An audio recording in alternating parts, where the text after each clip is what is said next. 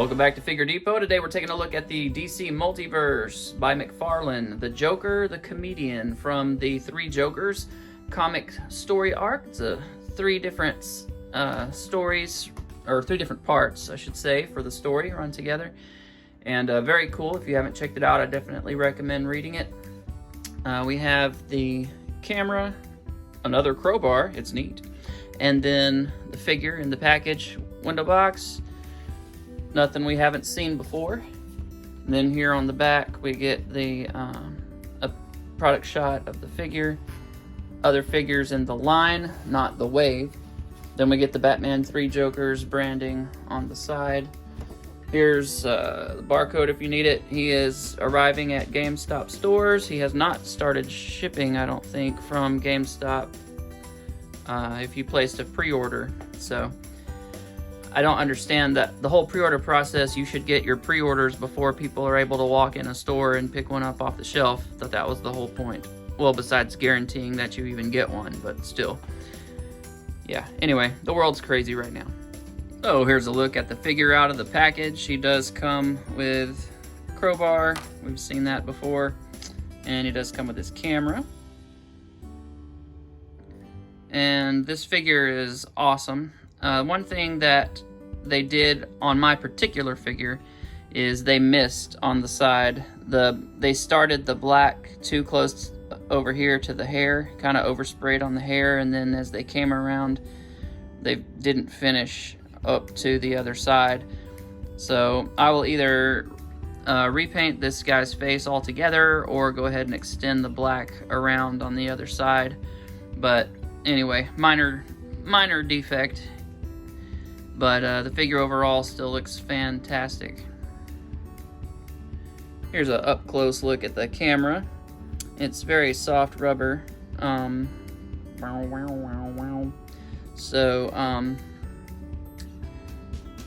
not a different material than the, well, I guess the crowbar is soft rubber too. It just, the paint on this strap is a gloss, and the paint on this is more of a satin or flat, and then the same thing with this is a flat finish.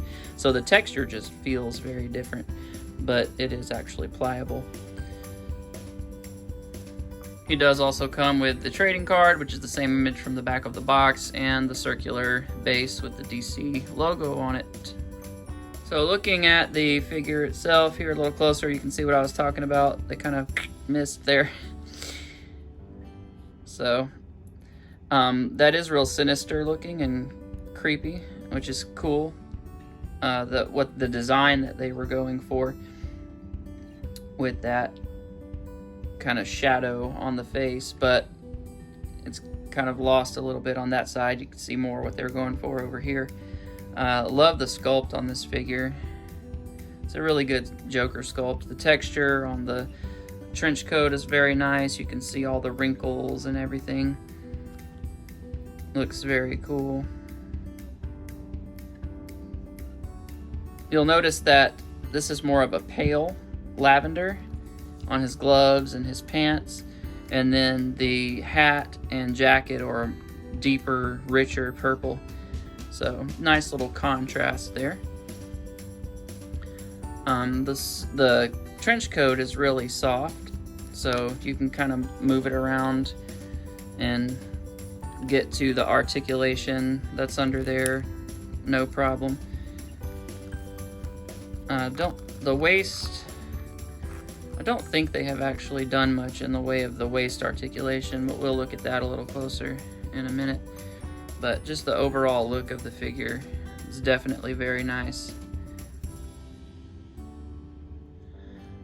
So, in terms of articulation, head's on a ball peg. He can look up to about there before it wants to pop off. He can look down to there. So good range of movement out of that neck. You can get some really nice tilt with that. The hat's like super floppy, soft rubber. So anyway, you can get him all over the place with that head. The arms come out to about there and rotate 360. Of course, we get our bicep swivel, double jointed elbows. This one's real tight. I did hit him with a hair dryer, but I think I need to do it one more time. That will actually click one more little notch over. And then we have, of course, our ball hinges, so you can get this around any way you want on the wrists and the ankles.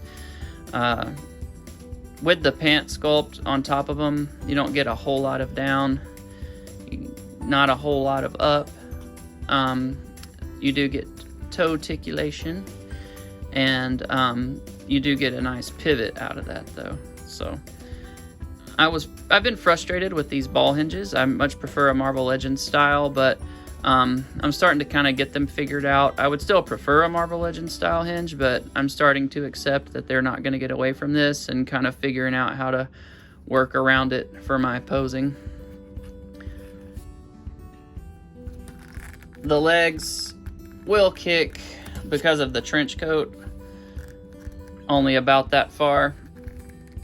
They will still go back a pretty good bit. He's got a split in the back, of course, there with the coat, so you can get that leg movement. We get double jointed knees, and as far as the wiggling side to side, not a whole lot.